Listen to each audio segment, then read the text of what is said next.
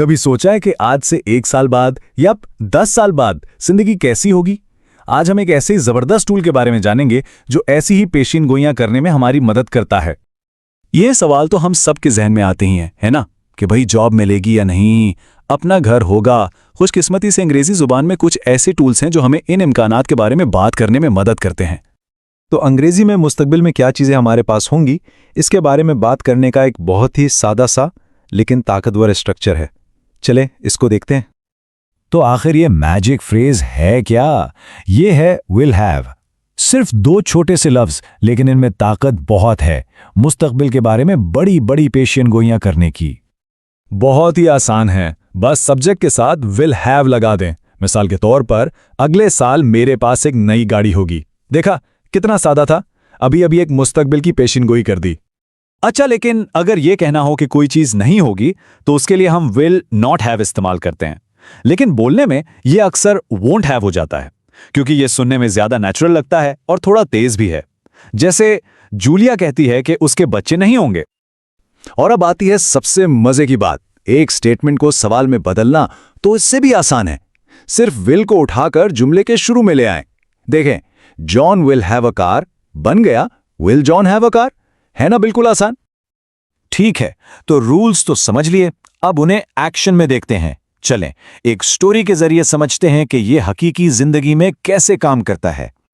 तो मिलवाते हैं आपको हमारे मरकजी किरदार जॉन से। जरा इसकी जिंदगी पर एक नजर डालते हैं और देखते हैं कि हम इसके मुस्तकबिल के बारे में क्या पेशियन गोई कर सकते हैं। तो बेचारे जॉन की हालत फिलहाल तो कुछ खास अच्छी नहीं लग रही है ना? कुछ चीजें तो हैं इसके पास, लेकिन बहुत सी जरूरी चीजें नहीं हैं। तो यहां से हमारी कहानी शुरू होती है। तो सवाल यह है कि क्या जॉन का आने वाला साल बेहतर होगा? चलें अपने नए ग्रामर टूल्स को इस्तेमाल करते हैं और देखते हैं कि हम क्या अंदाजा लगा सकते हैं। ओके, तो पहली पेशियन गोई, उसके पास ज्यादा पैसे होंगे। इसको कैसे कहेंगे? बिल्कुल आसान, he will have more money, और वो अपने इस छोटे से कमरे से भी निकल जाएगा। तो he won't have a small room, और सबसे अहम, उसे एक जॉब मिल जाएगी, यानी he will have a job. देखा, अब आपको समझ आ रहा है? और देखें, हालात बेहतर से बेहतर हो रहे हैं। जॉब और पैसे के साथ अब इसे अपनी पुरानी साइकिल की जरूरत नहीं पड़ेगी। तो वो क्या करेगा? वो अपग्रेड करेगा। He will have a car, और जाहिर है नए कपड़े भी। He won't have old clothes. वाह, जॉन के लिए तो चीजें वाकई बदल रही हैं। ठीक है, तो हमने कुछ ठोस पेशियन गोइयां तो कर लें, लेकिन क्या हम सब कुछ जानते हैं? बिल्कुल नहीं। अब इन चीजों के बारे में सवाल करते हैं जिनके बारे में हम यकीन से नहीं कह सकते। जैसे कि क्या वो अपनी बिल्ली को अपने साथ रखेगा? चले पूछते हैं, will he have a cat? क्या वो एक घर खरीद पाएगा? Will he have a house? और हां, सबसे बड़ा सवाल, क्या उसे कोई गर्लफ्रेंड मिलेगी? Will he have a girlfriend? देखा, इस सवालिया स्ट्रक्चर से हम कैसे अलग अलग इम्कानात को एक्सप्लोर कर सकते हैं।